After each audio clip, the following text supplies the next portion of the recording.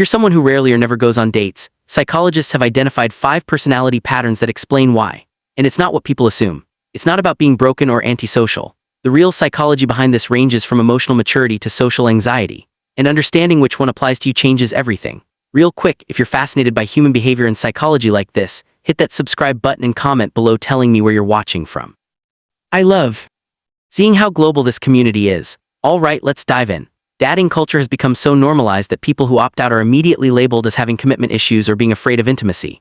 But research in social psychology tells a completely different story. People who don't date share 5 psychological patterns that range from intentional life choices to legitimate anxiety. Once you understand these patterns, you'll know exactly where you fit and what it means for you. First pattern: you have exceptionally high self-sufficiency. Here's what researchers found interesting. People who don't date often have deeply fulfilling lives that aren't missing anything. You're not avoiding dates because you're incomplete. You're avoiding them because you're already whole. Think about it. You've built friendships that matter. You've developed hobbies and interests that genuinely excite you. You've created routines and rhythms that bring you peace. Dating isn't the missing puzzle piece. It's an optional addition that would need to be worth disrupting what you've already built. This isn't fear of intimacy. This is having standards for what you allow into your carefully constructed life. Psychologists call this integrated autonomy. You've achieved what most people chase their entire lives. Second pattern: you've developed immunity to social pressure. This one's huge. Society pushes dating like it's a mandatory life milestone. Family asks when you're settling down. Friends try to set you up. Dating apps make it seem like everyone's constantly pairing off. But here's what's fascinating. If you don't date, you've built psychological resistance to this pressure. You've questioned the narrative that romantic relationships equal success or happiness.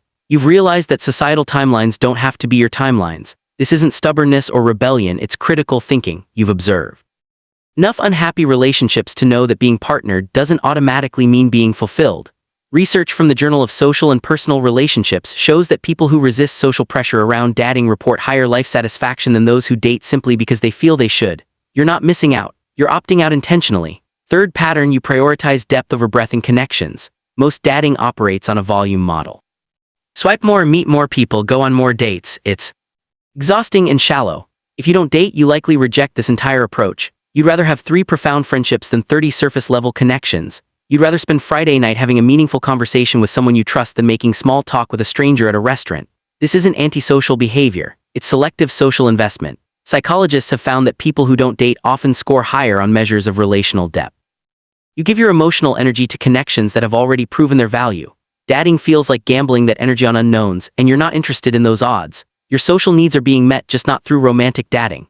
Fourth pattern, and this is the one people don't talk about enough: you experience social anxiety around dating specifically. Here's what's important to understand. If you're shy or introverted, the thought of sitting across from a stranger for an hour can feel paralyzing. What do you say? What if there's awkward silence? What if you're boring? What if they judge you? This isn't about lacking social skills. It's about the high-pressure performance aspect of dates. Psychologists have identified this as dating-specific social anxiety, and it's incredibly common. The fear isn't about commitment or intimacy. It's about the initial interaction itself. You might be completely comfortable with friends or in low-pressure social settings, but dates trigger a different kind of anxiety because there's an evaluative component. You're being assessed. They're being assessed. It feels like a job interview for your personality. And here's what research shows. This anxiety often stems from perfectionism or past experiences where you felt judged. The important thing to know is this isn't a character flaw. It's a legitimate psychological pattern that can be worked through if you want to, or accepted as part of who you are. Some people overcome it with practice and exposure.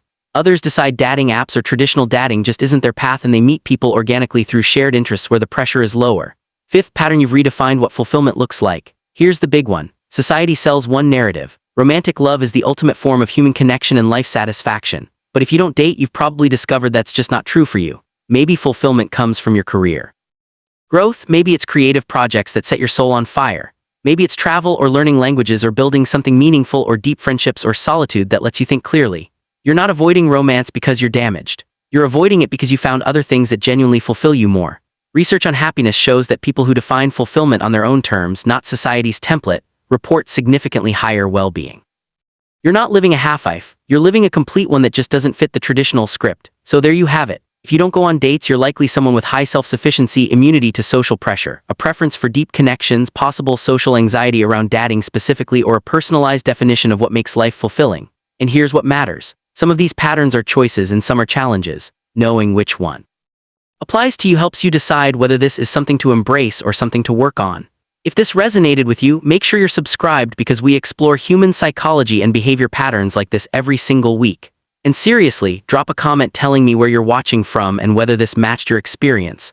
I genuinely read them all and love hearing your perspectives.